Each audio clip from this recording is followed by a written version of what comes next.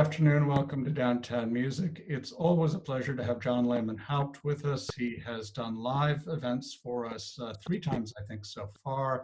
And before coming into our orbit, he played for 12 years at Windows on the World in a wonderful run that was celebrated by the New York Times. And he's also done some wonderful private concerts in the homes of wonderful New Yorkers like Tom Brokaw and Madeleine Albright. So John, it's always good to have you back with us. And I know that you're wanting to talk a little bit about the first piece you're going to play today. And perhaps leading into that, if you could tell us just a little bit about how you came to play the guitar and how you came to us. Absolutely. I'm so happy to be part of this wonderful program. Again, this time, of course, in different circumstances and virtually rather than in the wonderful church with the marvelous acoustics. But that's right. I have played at Grace Church now 3 years in a row, and it's been wonderful. I always like to give just a little background about myself because I do play a program that covers a lot of different kinds of music, and we'll be hearing different things today, just as we have in the times that I've actually played in the church. I started playing very young. I was 5 years old, but at the time we were living up in the sort of northwest corner of Connecticut, and there wasn't really a guitar teacher there. Now, my dad played and one of my older brothers played, so I had guidance that way, but no real instruction. Right. So I played by ear. Now, I listened to a lot of music that was classical. I listened to a lot of music by the great Andres Segovia, whom my father really loved. So I had that in my ear, but I was really just listening, just playing initially folk music and acoustic blues, things I could do by ear. But then later on, when I went to college up in Vermont, Marlborough College, an interesting school that is also the home of the Marlborough Music Festival, I had a wonderful teacher there who was primarily my harmony teacher and choral director and so forth. And she really taught me the basics of music and taught me how to read music, first of all, and then the structure and harmony of music. And with what I learned there, I was able to do 2 things, one of which was to begin to play the classical pieces that I had always loved listening to, mostly in the hands of Segovia. But also I began to be able to arrange songs for the guitar, which I'd always been interested in doing, sort of in the way that a pianist might do, but it's a little bit more daunting on a guitar to play a melody and some accompaniment at the same time. So I've been doing that ever since, and that is what we're going to hear today. I just want to mention also that at some point, back in the early 90s, I began doing a little bit of writing about music, some music journalism and some album liner notes and so forth. And that was interesting because, of course, it had to do with thinking about the music, in that case, music of others. But that translated into my own performances, and I found increasingly that I enjoyed talking a little bit about everything that I played. To give a little background, and to give some background that is, I hope, accessible to anybody who loves music, whether or not they have any kind of formal background in music. Absolutely. So you, I think, told me earlier that you'd like to start with the Shogun Farewell, which is something, it's a wonderful sort of piece of Americana, and it actually sounds much older than it actually is. And there's some harmonic devices that Jay Unger uses to give that degree of nostalgia, but there's also something very special about this piece. So maybe if you'd tell us a little bit about it, and then we'll lead into the video footage of your playing that. Right. So my first selection is Shogun Farewell. It's interesting how I came to know the song because it was, in fact, the theme for Ken Burns' Civil War series on PBS back in the very early 90s. But I had actually never heard the song because I missed seeing this on TV the first time it came out, the series. What happened is that a student of mine brought me sheet music for this song and said he really liked it and could I do a guitar version of it. And so I said, well, sure, I'll see what I can do. And so I started working on it. And as I was working on creating this guitar version of the song, I started feeling this very powerful emotion coming from the music. And it was something that I've called sad grace. Now, later on, when I actually did see the Burns series on the Civil War, and I heard the song in that context, I realized that that emotion was absolutely perfect for the footage that it was accompanying. Now, Right. interestingly enough, it wasn't actually written for the Burns series, which people assume it was because it's such a perfect fit. But in fact, it was written by Jay Unger, who's a great traditional fiddler who's still very active in the upstate New York area. And he has had a camp every summer for many years with his wife, with whom he performs, where they study and celebrate a camp for adults, where they study and celebrate traditional music and dance and that kind of thing. Right. And apparently, one year, this was several years before the Burns series was even created. He was on the grounds of this camp after the season had ended, and he was experiencing this sort of real sense of sadness and loss at this place where a couple of weeks earlier there had been so much activity in life, and now it was just the dark grounds of the camp and the buildings. And so he wrote this song. Now, I read that he wrote this song in the form of what's called a Scottish lament. So it's actually a specific type of British Isles expression. And one thing that's kind of interesting is that although the melody is, it's a beautiful melody in straightforward harmonically, there's this one spot towards the end of the cycle, which I go through twice. And it's where all of a sudden it goes to, well, I'll say it's a C chord in the key of D major, which is a little a bit of an anomaly, and it's a striking effect that suggests the kind of modal nature, that is a slightly altered scale, that we often find in these traditional pieces of music, traditional songs. Yeah. Well, it's wonderful, and I will look forward, I think, with our audience to hearing it now. And I do have to say that my niece is a biologist who spent a lot of time on the Ashokan Reservoir in the Catskills, and I've been there with her, and there is something there in that place and in this music that's indescribable, but it's absolutely beautiful. So thank you for bringing it to us.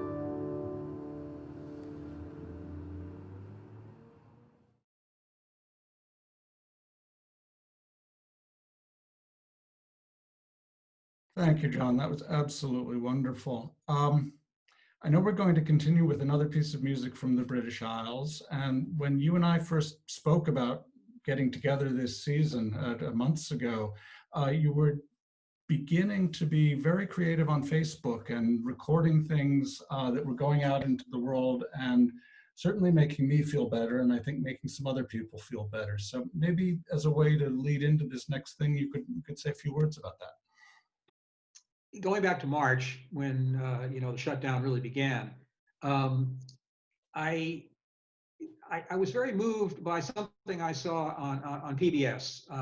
It was something that Yo-Yo Ma had done.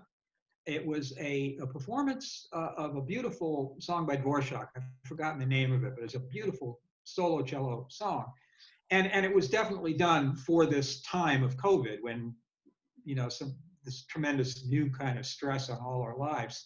Right.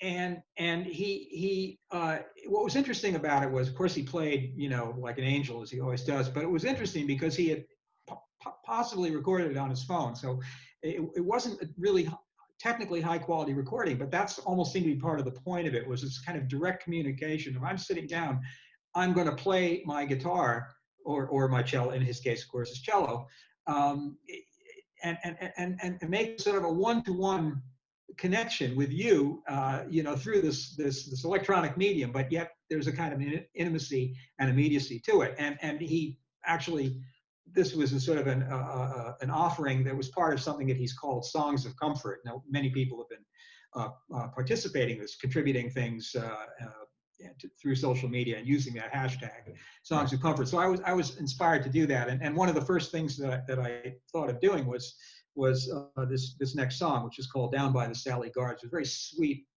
song and has a certain sadness also to it, but a kind of comfort as well. Now, with this song, it's a little bit interesting because this song is actually a poem by Yeats, William Butler Yeats, that he set to an older Irish ballad or tune, or air, as they sometimes call it, called "The Maids of Morn." So it's that mix of the two. And I did this arrangement actually for as part of a collection that I published a couple of years ago with Mel Bay. Where he gave me the opportunity to do this, and there are actually a dozen songs in the collection, and so exploring these songs and coming up with sort of interesting things that I could do. In this case, there's a harmonic, there's a modulation. It's pretty straightforward. You'll hear it with no question about it. But it goes through in one key and a couple of times, I guess, and then sort of turns around and winds up on another key, which it ends on, and it's something that I like the effect that has. Uh-huh. Oh, well, thank you. And we will look forward to that. So here we have Down by the Sally Gardens.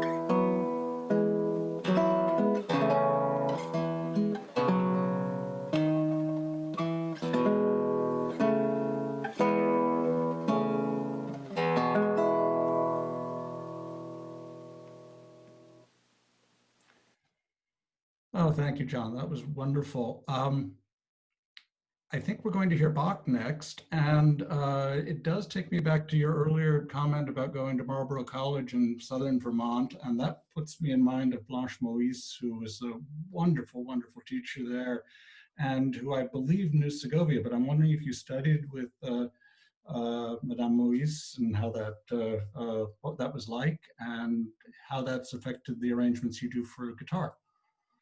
Yes, that's right.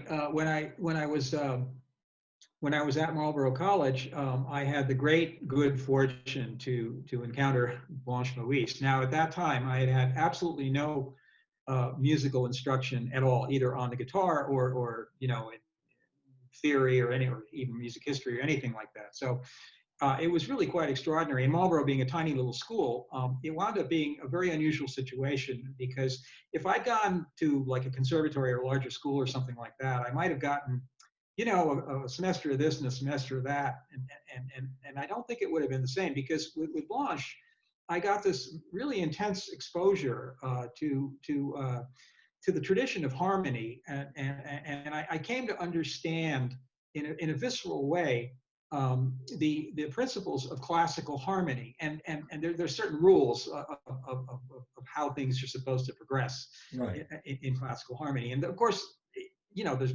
lots of great music that doesn't follow these rules, and certainly most of the rock and popular music that we listen to doesn't necessarily follow those rules. So when you first encounter this concept of working this way, it may seem just sort of academic and kind of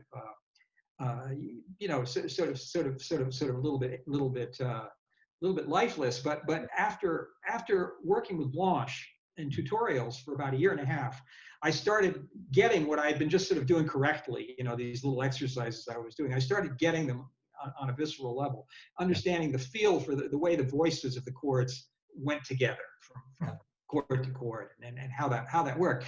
And I do think that informed my sense of voicing.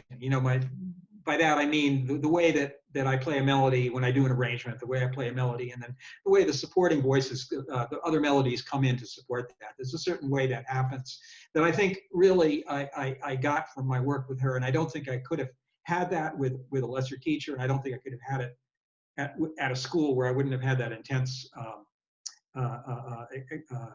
real strong contact with this marvelous teacher. Now, yes, she did know Segovia. She knew Wanda Landowska. She was a violin student of another one, I think Inesco is the name, I forget. And she was a world-class violinist. Now, she had taken some guitar lessons with Segovia in the early 1930s. Right. And although she didn't play guitar anymore at the time that I knew her, she really had a feel for the instrument, and she understood my love of Segovia because she had known him very well. Right. And so even though she couldn't teach me the guitar technically, she was able to give me direction in terms of my phrasing, and my just the way I express the music. Yeah. So the next piece that I'm going to do is in fact a Bach piece, and it was one of the first classical pieces that I worked on when I was at Marlborough, and played for Blanche, and played in concert at Marlborough College as part of the chamber music group. And it's a Beret from the B minor violin partita, and like many of the things that you'll hear on guitar that were written by Bach. Well, Bach didn't actually write any guitar music. There was no such thing as a six-string guitar at the time of his career. He wrote some music for lute, but actually most of that music was his own rearrangement of things that he had written, in many cases either for solo piano, solo violin, or solo cello. And this B minor Beret is, of course, from the violin repertoire. And one of the first things I heard when I was very young on one of the first Segovia records I ever heard. Terrific. Well, we will look forward to it.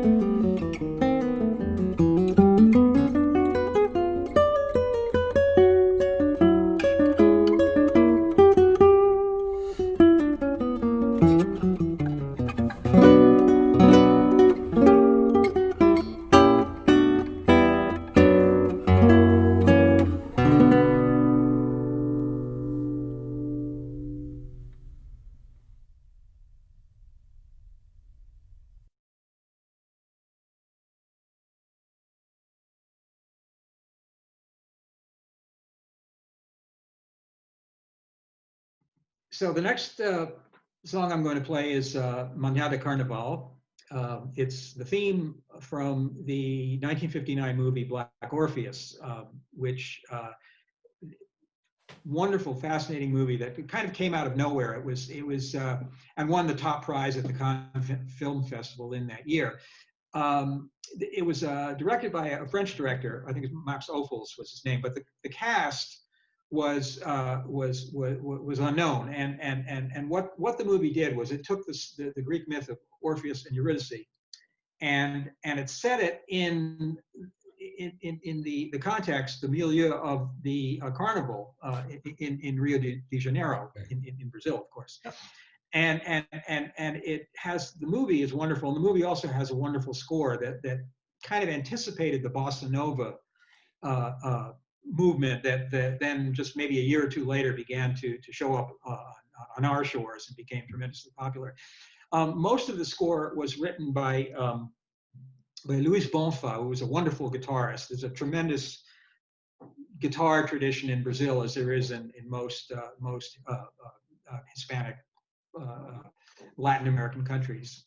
And there was also some contribution from Antonio Carlos Jobim, but this particular song was by Bonfa. And it is the theme. The title of it, Manhã de Carnival, means morning of carnival, and it appears several times. Sometimes it's just played instrumentally on the guitar. Sometimes it's sung by the Orpheus character, sometimes by the Eurydice character. And there's one beautiful part where it's just sort of hummed noiselessly, hummed wordlessly, I should say. Yeah. And I first heard this when I was probably 10 years old, and it's always been one of my favorite songs. And I worked on my arrangement over many, many years. Well, it's a pleasure to have you play it for us today, and I have to say that this is kind of the month for Brazilian music at Downtown Music, because when we began 2 weeks ago, Isabella Mendes and her husband Flavio Lira were with us, and Isabella has really devoted her life to the bossa nova, and is also gave us a wonderful education about the sort of the political implications of all the different types of Brazilian music and what they stand for. So here we go, and we're at the morning of Carnival.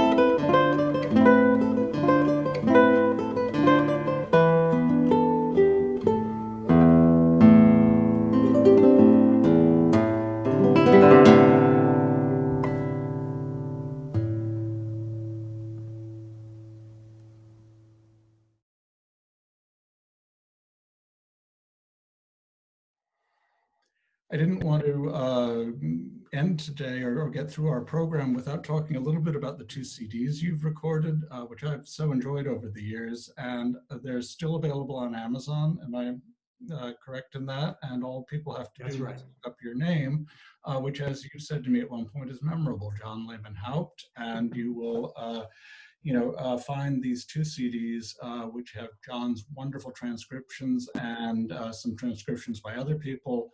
But they are all terrific. And I think this next thing is yet another thing that you've been producing recently as a response to the situation we find ourselves in. And maybe tell us a little bit about that. The next song is a really interesting, old, very old Irish tune, which I only became aware of a few years ago. It's called "She Moved Through the Fair," and it's interesting on a number of levels. It's another song that I actually arranged as part of the collection of traditional ballads that I did for the publisher Mel Bay, but it's also another one that I recorded back, I think, in April. I did a video of as part of this my own little contribution to this Songs of Comfort program that Yo-Yo Ma had started. Sure. This song, the words, of course, I'm not going to sing it, but the words are really interesting because it's a very spooky, mysterious song, and that's actually reflected in the music as well. But the song is about a young couple. You see the young man; he's lovingly watching his betrothed as she walks through the marketplace, which is called the fair. Right. And the next thing you know, it's the middle of the night, and he's awake, and she's there as a ghost. And that's it. And there's this refrain, which is, "It won't be long before our wedding day." And you hear that before she shows up as a ghost, and then you hear it after she shows up as a ghost. And the song never really tells you what happened. So it's mysterious and a little scary and not happy by any means. But on a musical level, it's fascinating because the melody of it, which also has a modal quality, that is to say that it is a little different from the regular scale.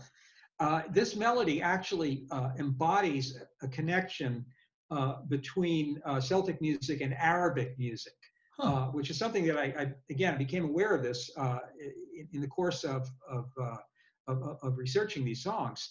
And you can particularly hear this in the way the melody is ornamented. Now, I've tried to capture that in my guitar arrangement of this, but I have to say that I based my version of it, at least the ornaments, to a large extent on the a cappella version of a wonderful singer named Anne Briggs, who's a British Isles singer, who's still around. She's in her 70s now, but she's still around. But she did this incredible recording of it. I think it was 1963, and so it has that. And I think in that you can hear those like quick little ornaments that really sound like something that you might have heard played on an oud or some other Arabic instrument.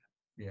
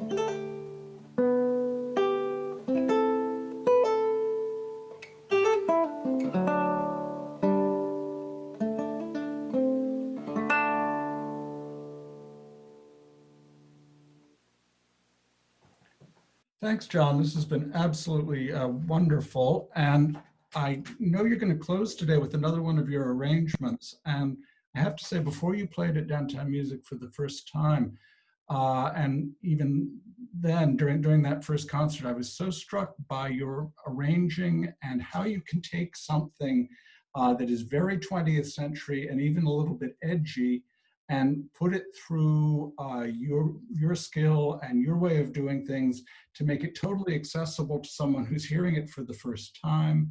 And but now that I know of sort of the Marlborough connection and the connection to Blanche Moïse and that wonderful French tradition of using everything that is around you to create music and then do wonderful things, I begin to understand it a little bit more. But are there things that you particularly think about when you're adapting a 20th century piece to really what's an ancient instrument and having it be sort of idiosyncratic and at the same time correct? Well, someone said something very nice actually to me on a Facebook comment recently, and I think it may have actually been in response to my posting this next video, which is a song by the marvelous guitarist Pat Metheny. Mm-hmm. I'll say a little more about him in a minute, but this person who is also a very fine musician whom I used to teach with. He's a keyboard player. He said something about that. What he liked about my playing was that I had a way of playing which sounded as if I was singing the song through the guitar. Okay, and I was really touched by that because that's actually kind of what I try to do.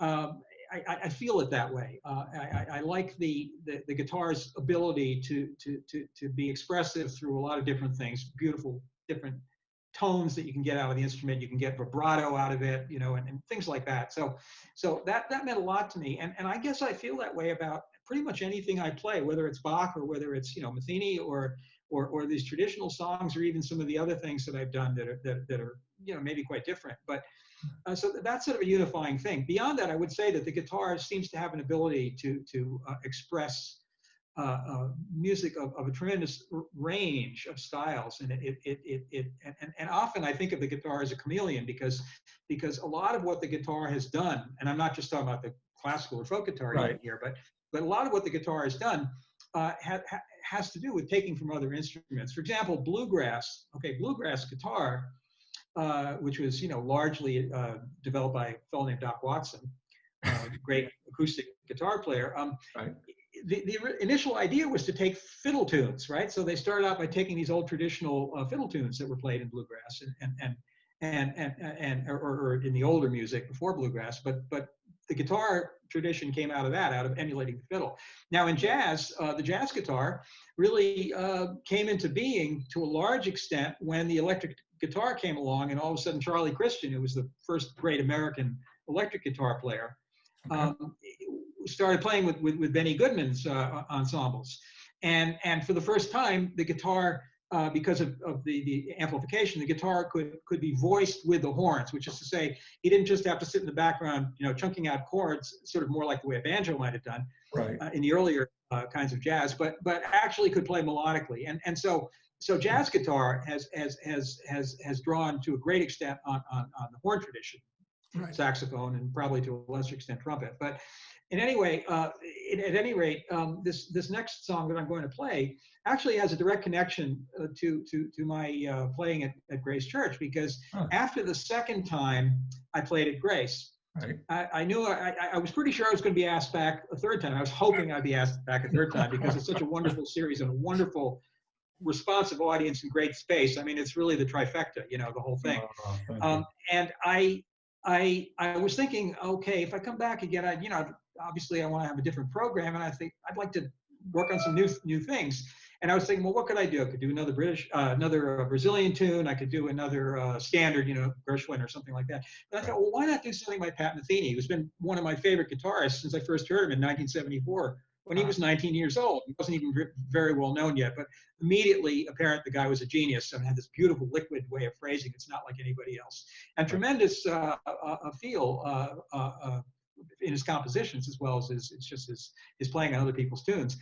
And so I came across this song, which has a kind of a sweetness to it, and it comes from an album that he did in 1989 with a great jazz drummer, Roy Haynes, who's still around. He's 95 years old, and a bass player named Dave Holland. And this was a wonderful album, and this is one of Metheny's own tunes that he played on this album. And so of course it's a challenge because it's a jazz trio, and I want to play it as a solo guitar piece. But because it's a more gentle, sweeter offering from Metheny. Right. It was something I found a way that I felt I could put the song across on the solo guitar. The only other thing I'd say that's kind of interesting, we were talking about the French tradition and Blanche Maurice and everything else, Right. is that there's something in Metheny's sensibility that at times it's a little bit Debussyan, like Claude Debussy, the wonderful impressionistic French composer, who's really one of my 2 or 3 favorite composers. And there's this one little riff that comes around at the end of the cycle of the song, where it's this sort of little, to use a technical term, a little whole tone riff, where it's like 2 major thirds going up. Bum, bum, bum, bum, bum. You'll hear it, and it just encapsulates what I find so beautiful about Metheny's sensibility.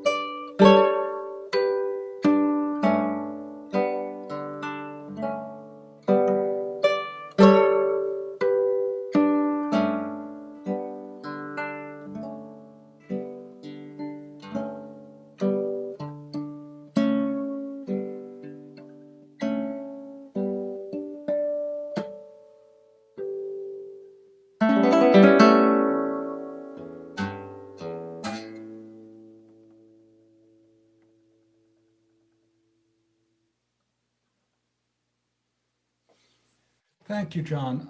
This has been such a treat, and I'm so grateful to you for making time to do this and being with us in this really novel way. And I just want to say, because I think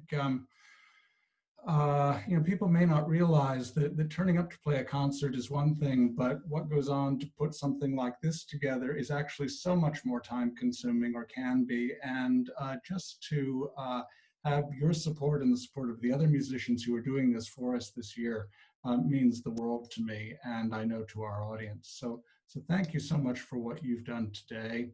And I will tell those who are watching about our program coming up next week, which is actually the first of 3 parts. There is a wonderful Colombian jazz musician named Pablo Mayor, who we've worked with over the years. And he and his wife, Ana Povich de Mayor, are working on a terrific new project called the Immigrant Tale Project. And this is stories about people who've come to this country and what their experiences have been, all of which has been expressed through music. And we'll be showing the first part of what will be a much larger work next Wednesday, premiering here on YouTube again. So I hope you will join us for that. And to see what's coming up in future weeks, do go to our website, which is dtmusic.org. Take a look at what's coming up, and then also please do find that donate button because it makes a huge difference to us. These concerts are free, and as we say, when it's in person, they are open to all. We love seeing you, but there is some cost involved in producing them, actually quite a bit of cost, and we would love your help in continuing to be able to present these programs to those in our community and now far beyond our community. So thank you, John. It's a pleasure. It's always good to see you, and I'm so grateful for your time.